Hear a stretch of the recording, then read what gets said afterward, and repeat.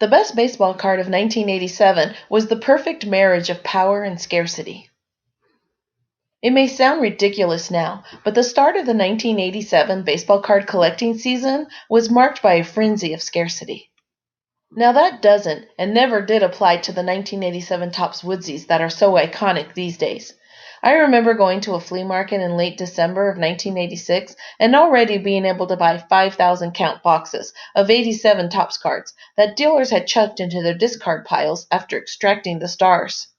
But by Valentine's Day of 1987, all of the new cards should have been on retail shelves across America. They weren't.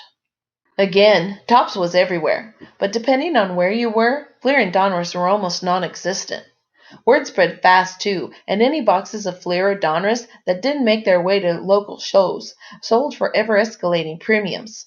Packs that retailed for 35 cents quickly moved past 50 cents, then $1 and $2, and on their way to $3 or more. The interesting thing was that this scarcity seemed to be regional. In central Indiana, we had some pockets of Donruss wax, but Fleer was like the Loch Ness Monster, often discussed but seldom seen. The situation was reversed in other areas of the country. These circumstances led to the first large-scale networking that I can remember happening within the hobby.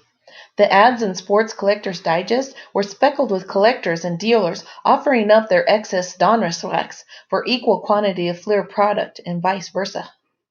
This deal-making helped to level out the market a tad, but there were still plenty of collectors scrambling for Donruss or Fleer cards, or both by the time the season began. And well into the summer, those cards carried a significant premium over their Topps counterparts. Power surge. Of course, the summer of 1987 was also notable because it marked the return of serious, widespread power to the game for the first time in decades. Towering home runs were flying out of the ballparks at record pace, and old-school fans were crying foul. The balls were juiced, the mounds were lower, the umpires were rigging at bats, and batters were too muscular. Plenty of explanation was proffered for the power surge, but the upshot was that fans loved the renewed fireworks. We always do, right?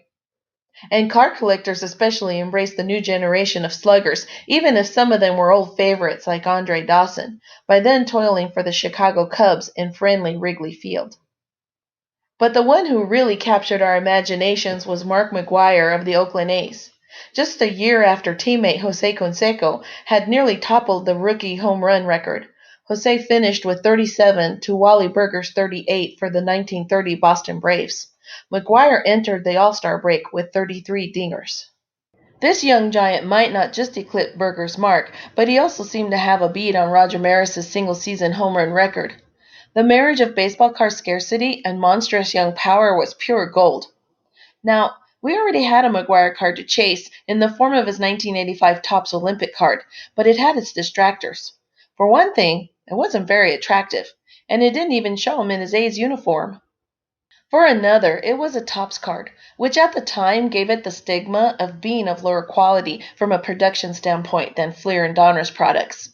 Despite those drawbacks, the 1985 McGwire took off and priced many young collectors out of the Big Mac market. But those hobbyists could turn their attention to current year product because both Topps and Donruss had included him in their base sets. The Topps card sold well and rose in value, but it suffered from the perceived higher quality of the Donruss issue in general, and from the fact that it was McGwire's second Topps card. Fleer whiffed completely, and would have to wait until their update set after the season to join the Big Mac party. A clear winner. So collectors turned to the 1987 Donruss Mark McGwire rated rookies card in droves. As McGwire kept slamming balls into the Oakland night, we soaked up any and all available Donruss wax like a Mojave sponge dropped into the Great Salt Lake. The cost of ownership for that hunk of cardboard rose to $5, then to $7, then to $10 and more. By the time McGwire ended the season with 49 homers and the American League Rookie of the Year award, it looked like the card would go up in value forever. Subsequent years saw Big Mac bounce up and down in production and popularity until he put it all together with the St. Louis Cardinals in the late 1990s, including setting a single-season mark with 70 home runs in 1998. By then, we knew that none of the 1987 products were as limited as we thought they were, but McGwire's late march through the record books and past career homers gave his rookie cards new life. Things aren't always what they seem, of course, and much of the sparkle has rubbed off Big Mac's accomplishments by the taint of the steroid era. Today you can buy his 1987 Donruss rookie card for a couple of bucks a pop in solid ungraded condition. But for anyone who lived through the McGwire and Donruss boom the first time around, we know there's more to this card. The mere sight of Big Mac in his batting stance in front of hundreds of empty stadium seats, and the rated rookie logo and the swatches of baseballs embedded in the black border, punctuated by the bright red alarm bar at the bottom of the card, makes our breath catch. Because we remember it all. And for all it meant, and all it still means, we know this is the best card issued in 1987. Like our video? Then like our video and subscribe to our channel. waxpackgods.com